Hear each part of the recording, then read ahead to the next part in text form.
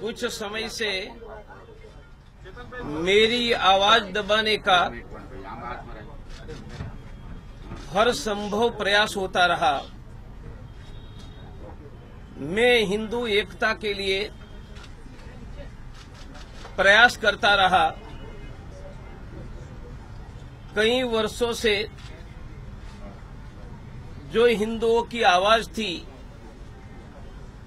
कि राम मंदिर बनाओ, गौ हत्या बंदी का कानून बनाओ, कश्मीरी हिंदुओं को बसाओ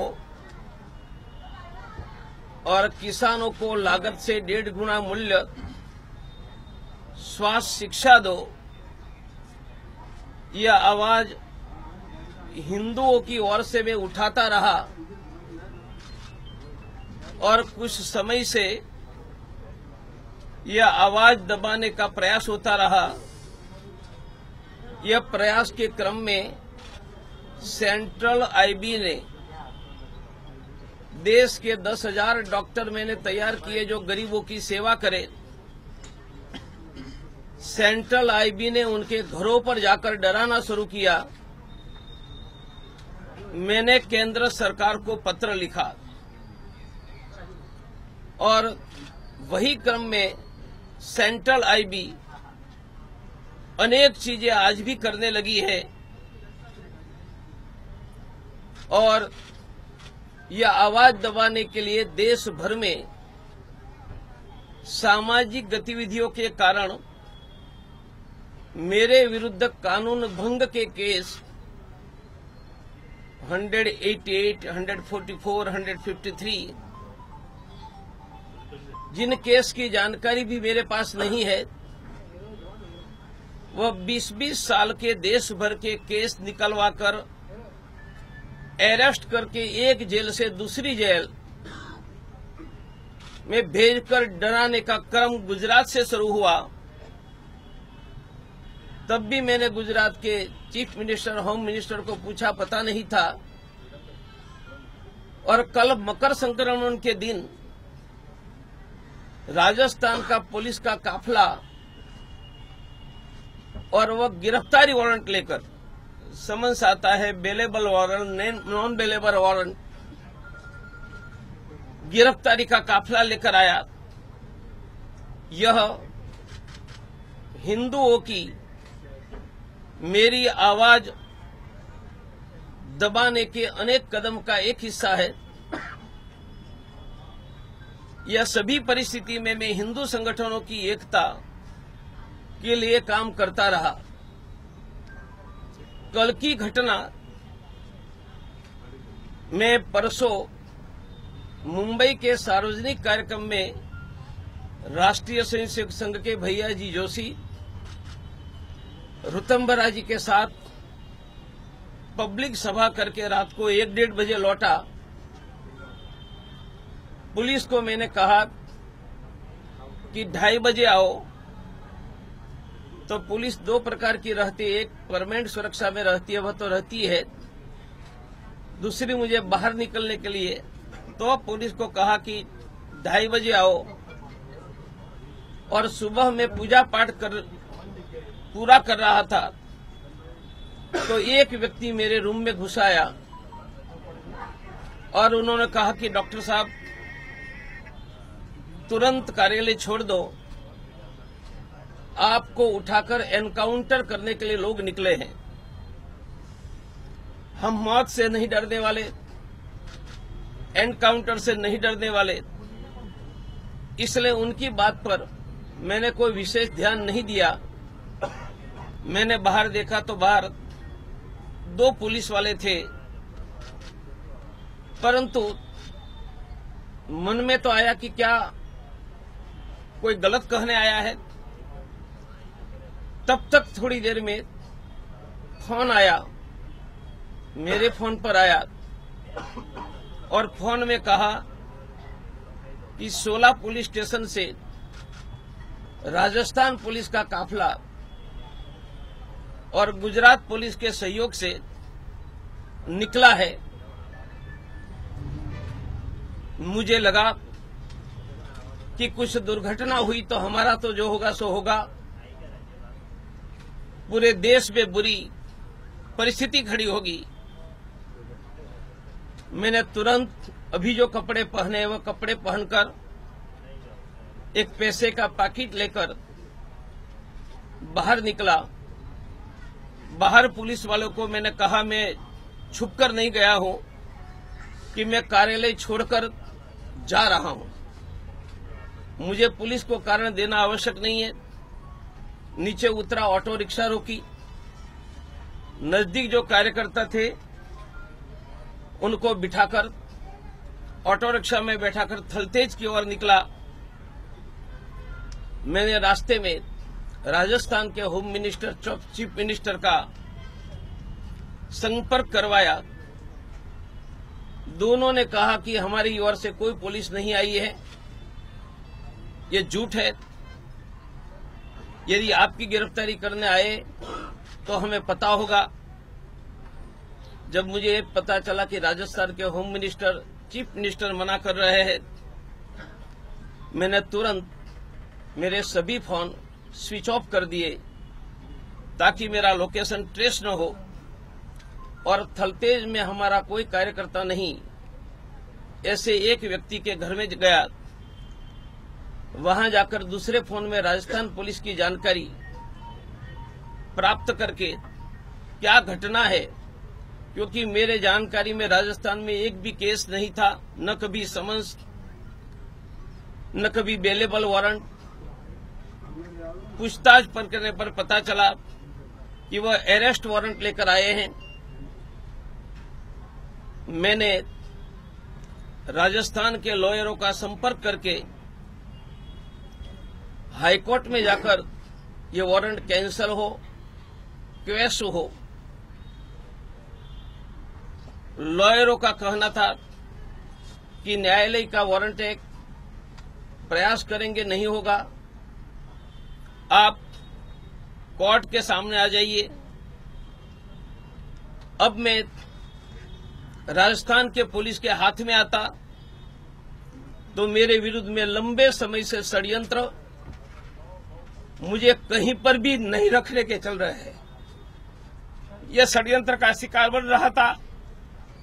तो मैंने फैसला किया कि मैं फ्लाइट में जयपुर जाकर बिना पुलिस के बताए मेरे कार्यकर्ता को लेकर कोर्ट में जाऊंगा। और मैं अकेला वहां गया, तब तक एक कार्यकर्ता था, उनको छोड़ दिया था। मैं अकेला ऑटो रिक्शा में निकला और अंडरब्रिज से आगे गया। चक्कर आने लगा, पसीना आने लगा। ध्यान में आया कि गड़बड़ है। मैंने कहा कि बापूनगर, मैंने एयरपोर्ट जाने का कहा था, मैंने कहा कि बापूनगर लेकर धन्वंतरी हॉस्पिटल पहुंचाओ। थोड़ी देर में पता नहीं चला, और जब रात को पता चला कोई हॉस्पिटल में था, रात को करीबन 11:30-12 बजे मेरी बातचीत करने की स्थिति बन रही थी। तब मेरे फिजिशियन सब यहाँ पर थे। यह घटना का क्रम है। मैं सभी कार्यकर्ता को विनती करूंगा कि सब शांति बनाकर रखे और कानून व्यवस्था का कोई उल्लंघन न करे। और मैं डॉक्टर मुझे अनुमति देंगे। अभी भी बता रहे हैं कि लंबे समय के बेहोशी के कारण मेरी पल्स भी 140 से ज्यादा और इरेगुलर है। दोपहर के बाद हार्ट के डॉक्टर भी, वह बेहोशी का कहाँ का प्रभाव आया है उसको करेक्ट करना, सुबह भी एक गोली दी है। और जब डॉक्टर अनुमति देंगे, मैं जयपुर जाकर न्यायालय के सामने आत्मसमर्पण करके न्याय तंत्र का आदर करूंगा। मैं आज तक न्यायालय से कभी भागा नहीं हूं। अहमदाबाद में भी वारंट निकला, मैं न्यायालय के सामने जब कर सर झुकाकर खड़ा था। और देश में कहीं पर भी हुआ, मैं न्यायालय के सामने हुआ हूं।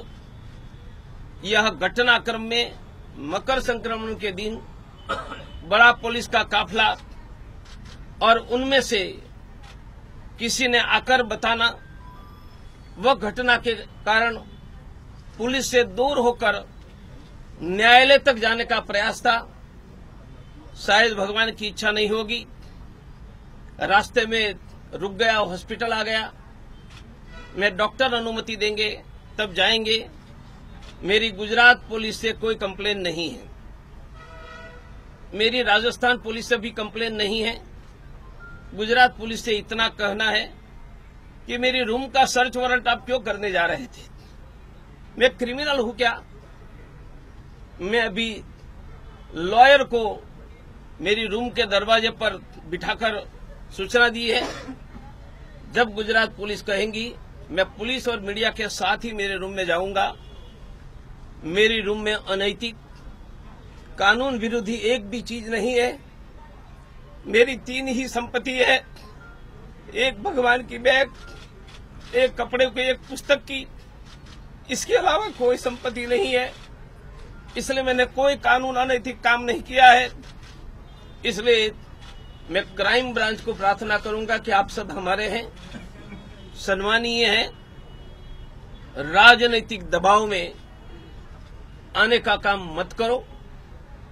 फिर से संपूर्ण पुलिस के प्रति मेरा आदर है। गुजरात, राजस्थान किसी के विरुद्ध कंप्लेन नहीं है।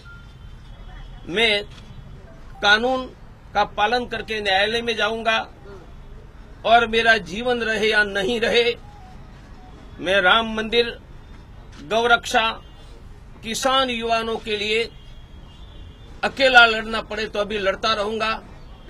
और मेरी आवाज दबाने का कोई प्रयास न करे।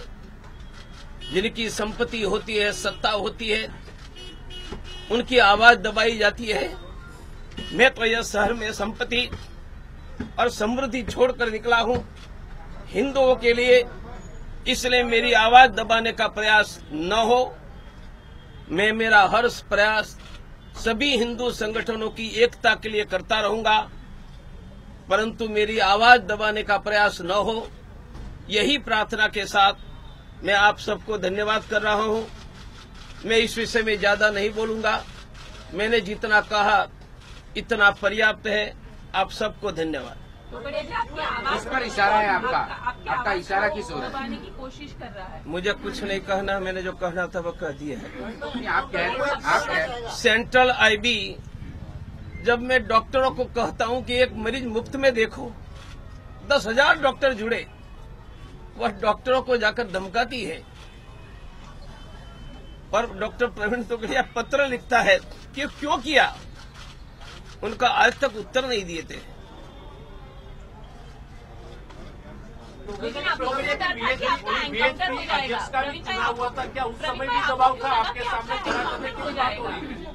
मेरी रूम में आकर कोई व्यक्ति ये बताकर गया, उन पर मैंने विश्वास नहीं किया था, पर बताकर गया। और यही फोन मुझे आया कि बड़ी मात्रा में राजस्थान की पुलिस गुजरात की पुलिस से मदद से आ रही है। तब मेरे मन में संदेह हुआ। तो उस स्थिति में मुझे कानून का पालन भी करना और अपने को बचाना, अर्थात न्यायालय के लिए जाना, उनके लिए कोई रास्ता ढूंढना चाहिए, पर ढूंढने का मैंने प्रयास किया। क्रिमिनल तो है नहीं कि आपका एनकाउंटर किया जाएगा।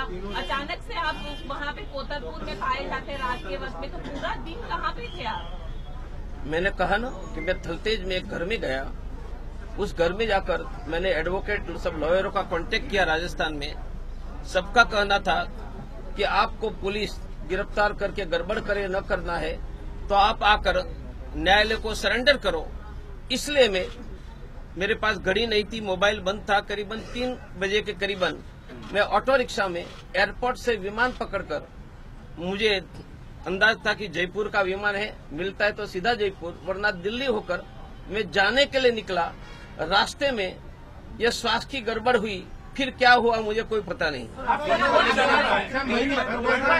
हैं कि आवाज दबाई जा रही है आपकी, कौन डरा रहा है? इस बात को स्पष्ट कर सकते हैं? कौन आपकी आवाज को दबा रहा है, कौन डरा रहा है आपको? समय आने पर मैं एविडेंसेस के साथ आपके मोबाइल गुम है एविडेंसेस के साथ मैं बताऊंगा। आपके साथ कौन सा आपके पास रेगुलर सिक्योरिटी है प्रवीण भाई, ऐसे कैसे आप अकेले? मैं सिक्योरिटी को कह के निकला हूँ, सिक्योरिटी को कह के निकला हूँ, मैं कोई छुपा कर। सिक्योरिटी वाला पूछो, मैंने बताया कि मैं कार्यालय छोड़कर जा रहा हूँ। दोपहर 3 बजे से 8 बजे तक आप ऑटो रिक्शा में गए प्रवीण भाई कोतरपुर? मैं ऑटो रिक्शा में 3 बजे के बाद निकला। हाँ। वहाँ पहुँचने में आधा पौना घंटा लगा होगा। इसके बाद मैं बेहोश हो गया। इसके बाद की घटना का मुझे कोई पता नहीं है। मैंने हॉस्पिटल में पाया, कौन सी हॉस्पिटल है वो भी पता नहीं था। लेकिन प्रवीण भाई, मेरे साथ मैं अकेला निकला था, मैं अकेला, मेरे साथ तब कोई नहीं था, मैं अकेला निकला था। मैं एयरपोर्ट जाने के लिए निकला था। मैंने शाल रखी थी ताकि रास्ते में कोई पुलिस पहचाने नहीं। शाल पहनकर मैं ऑटो रिक्शा में बैठ गया। कार्यालय से जब आप निकले तब कौन सा कार्यालय से जब आप निकले? विश्व हिंदू परिषद का 30 साल पुराना कार्यकर्ता खड़ा था, उसको ले लिया। पुलिस कहेंगे तब पुलिस के पास उसको मैं भेज दूंगा। अभी मैं हेरस में बार-बार कह रहे हो तो गवर्नमेंट ऑफ इंडिया के अंदर काम। मैं किसी से डर नहीं रहा हूं, पर मुझे डराने का प्रयास हो रहा है। ये दोनों केस तो जनता के समक्ष है। मकर संक्रमण के दिन क्या पुलिस का काफिला गिरफ्तार करने के लिए आता है? मुझे बता देते फोन पर, मैं कोर्ट में प्रस्तुत हो जाता। राजस्थान पुलिस नहीं थी, राजस्थान मिनिस्टर ने, सीएम ने भी मना किया, तो आपको ये अरेस्ट करने के लिए कौन आए थे? कौन, किसके? यहाँ के आज सुबह क्राइम के चीफ भी मिलने आए थे। उन्होंने कहा कि राजस्थान पुलिस आई थी और राजस्थान पुलिस ही गिरफ्तार करने आई थी, परंतु यह जानकारी राजस्थान के सीएम, होम मिनिस्टर, वहां के आईजी को नहीं थी।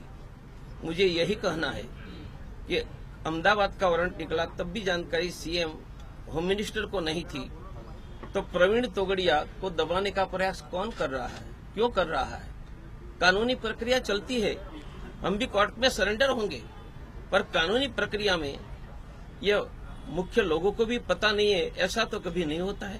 चंद्रमणि हॉस्पिटल में ले जाओ, आपने बताया था ऐसी बातें। मैं तो बेहोश था, मुझे पता ही नहीं है कौन सी हॉस्पिटल में हूँ वो भी पता नहीं है, और कौन लाया वो भी मुझे पता नहीं है। प्रवीण भाई, लेकिन सबसे बड़ा सवाल है वो डॉक्टर बता पाएंगे। पुराने मामले में आपके खिलाफ कोर्ट वारंट निकाल दिए, 10 साल पुराने मामले में। क्या लगता है कि पूरा सिलसिला अब शुरू हो गया कि आपसे? हाँ, मेरा कहना है और मेरी जानकारी है कि अन्य राज्य में भी ऐसे केस निकलवाकर यही प्रक्रिया चली है, ताकि एक जेल से दूसरी जेल में जाकर हम हिंदुत्व की बात छोड़ दें।